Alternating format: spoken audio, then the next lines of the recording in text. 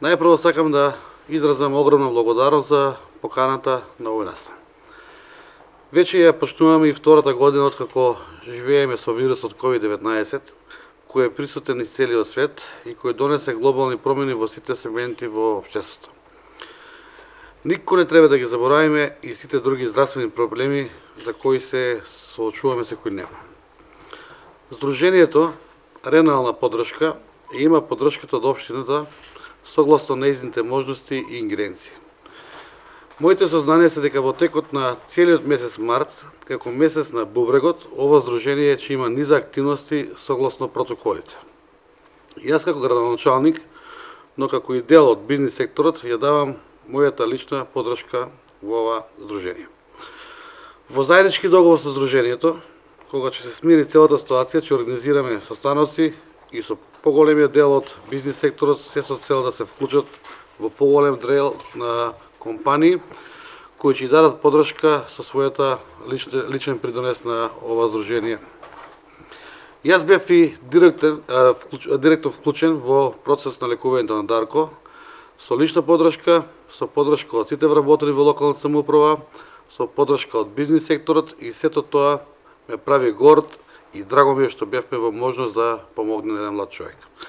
Сакам и гласно да истакнам дека давам целосна поддршка на дарувањето на органи, една процедура што во нашата земја е далечна, но радува фактот дека полека се вклучуваме кон светското здравство и се надеваме дека во блиски иднина ќе имаме развиен систем за дарување и лекување на органи. Причината поради тоа што е основа на ова сдружение и да испратиме порака до сите вас и до цела јавност на Република Македонија дека да даруваш орган не значи дека губиш нешто. Под мотото биди хуман, биди донор, спаси живот. Мојата приказна започнува кога од мал по ходници, по болници, сето таа по сите тие врати, се додека на моја 17 годишна возраст не почнав на диализа. Откако почнав на диализа, тоа беше многу за мене тежок период. Во тој момент ми се најдоа најмногу моите пријатели Илија Стамков и Јане Велковски, кои заедно го основавме ова сдружение под мотото да докажеме дека и кон сите напори можеме да успееме. Моите пријатели Јане Велковски и Илија Стамков ме поврзаа со мојот поранешен доктор Ристо Симеонов, по кој што покрај него заминав на операција во Република Турција. Сакам да се заблагодарам на господинот Митко Јанчев, кој ми пружи голема и несебична поддршка за мене и несебично сега што ја дава поддршката на ова сдружение ново оформено. Благодарност до сите што сте овде, уште еднаш да повторам и да кажам за крај порака: биди донор, биди хуман човек, спаси живот. Благодарам. Најбитен фактор во одржување на здрав бубрек е самата вода.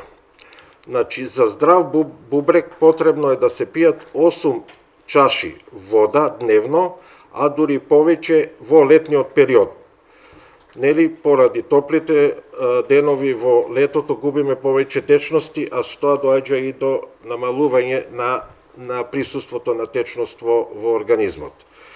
Исто така, голем фактор за одржување на здрав бубрек е внесот на сол. Ако треба да внесуваме повеќе вода, тога за солта е обратно пропорционално. Значи, треба да внимаваме колку сол внесуваме во организмот. Најголем непријател на бубрекот во составот на солта е натриумот како хемиски елемент, кој што прави задршка на течностите во организмот, а со тоа го покачува крвниот притисок и доведува до аномалија на бубрезите.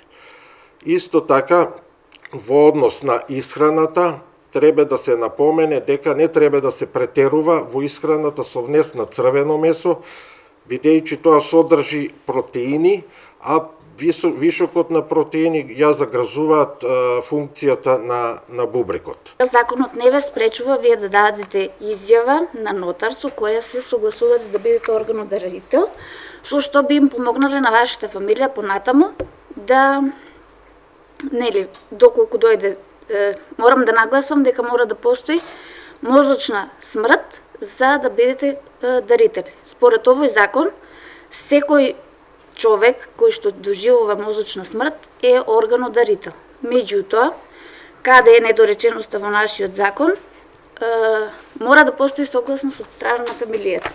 Затоа е многу битно да се поткрене јавната свест и да се зборува за тоа јавно во секоја фамилија, во друштвото со другарите. Значи, секој да може јасно да ја каже својот став, дали сака да биде органодарител или не сака да биде органодарител. Затоа, јас апелирам, не би должила многу, апелирам до сите да се зборува за тоа, за да може да се донесе јасна одлука и потоа на фамилијата да им помогнете, ако дојде до мозочна смрт, нели да се изјасните дали сакате да бидете органодарител или не сакате да бидете. А исто така мора да се поткрене јавната свест, да не се зборува за ова само на овие денови меѓународни кога станува збор за денот на бубрегот или не знам, денот на трансплантацијата на органите, туку за тоа треба да се зборува многу почесто и во секој сегмент на животот.